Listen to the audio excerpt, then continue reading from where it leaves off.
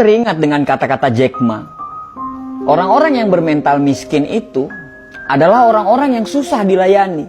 Diberi sebuah peluang dengan gratis, mereka pikir itu jebakan.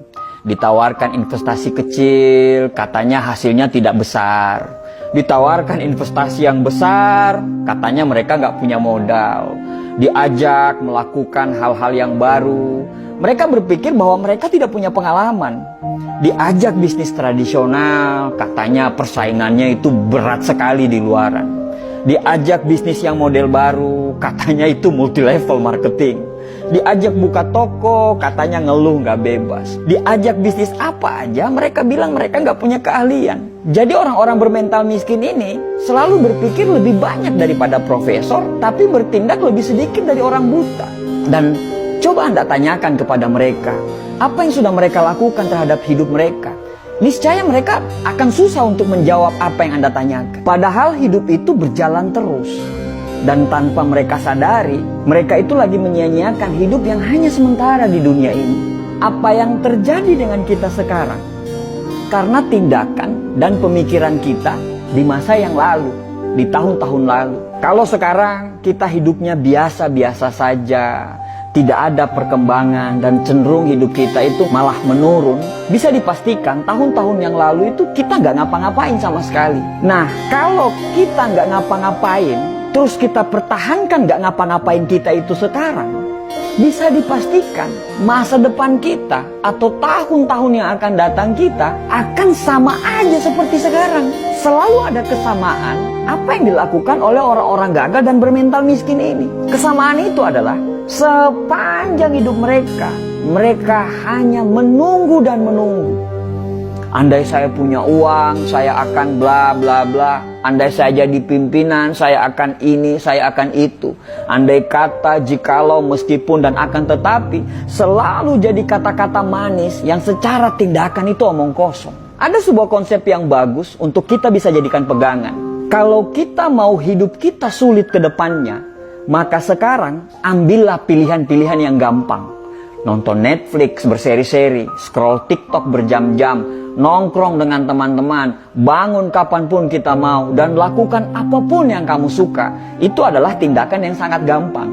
Tapi konsekuensinya adalah masa depan yang sulit.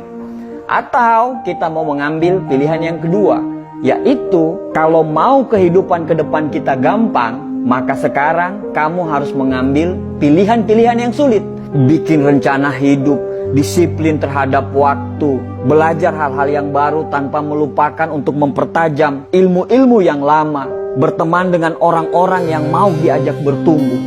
Dan itu semua adalah pilihan-pilihan yang sulit.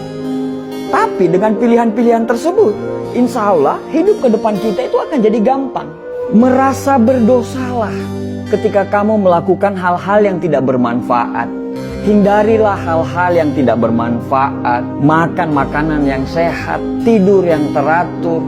Ya susah memang, tapi insya Allah hal-hal yang sulit yang kamu jalani itu akan membuat hidupmu gampang ke depannya dan gampang di masa-masa yang akan datang. Setiap tindakan selalu siaplah dengan konsekuensinya. Mau gampang sekarang, sulit ke depannya, atau mau sulit sekarang, gampang ke depannya. Itu semua pilihan hidup. Dan dari semua pilihan itu tidak ada yang salah. Tapi bersiaplah dengan konsekuensinya. Susah memang dibedakan mana orang yang serius mau berubah dan orang yang cuman ngomongnya doang yang besar.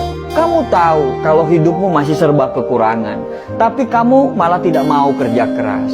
Kamu tahu kalau sukses itu butuh perjuangan dan kegagalan, tapi kerjamu hanya mengeluh dan banyak protes. Kamu tahu kalau kamu kurang, tapi justru kamu bangga dengan kekuranganmu itu.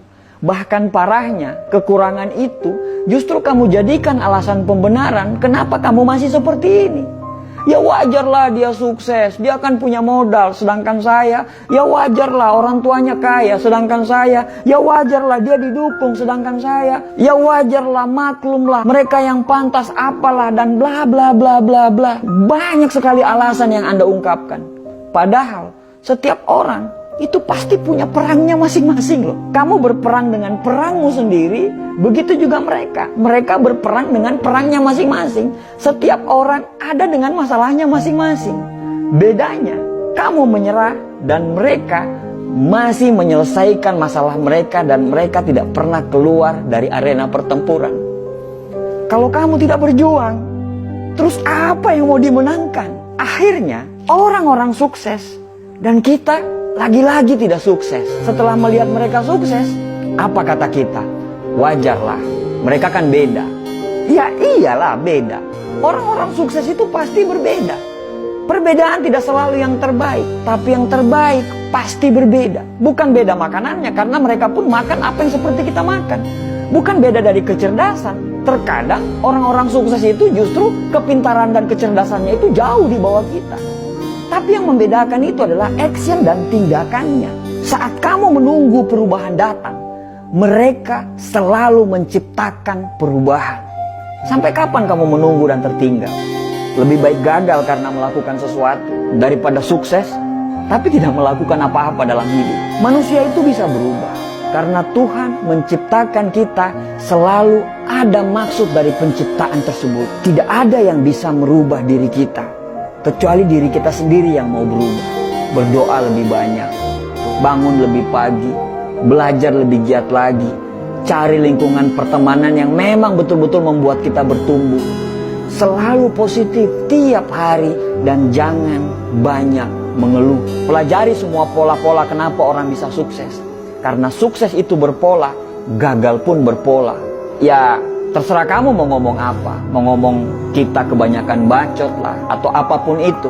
Tapi setidaknya kami sudah mengingatkan. Tugas kami itu hanya mengingatkan. Sesungguhnya kamu tidak akan dapat memberi hidayah kepada orang yang kamu kasihi. Tapi Allah memberi hidayah kepada orang yang dikehendaki. Orang positif selalu saling mendoakan. Orang negatif akan saling menjatuhkan. Orang sukses itu paham proses. Sedangkan orang gagal pasti banyak protes. Semoga kita dan keturunan kita bisa sukses dan bisa memberikan sumbangsi untuk negara ini. Dan semoga kita terhindar menjadi orang-orang yang hanya ngomong doang, tapi nol secara tindakan. Terima kasih.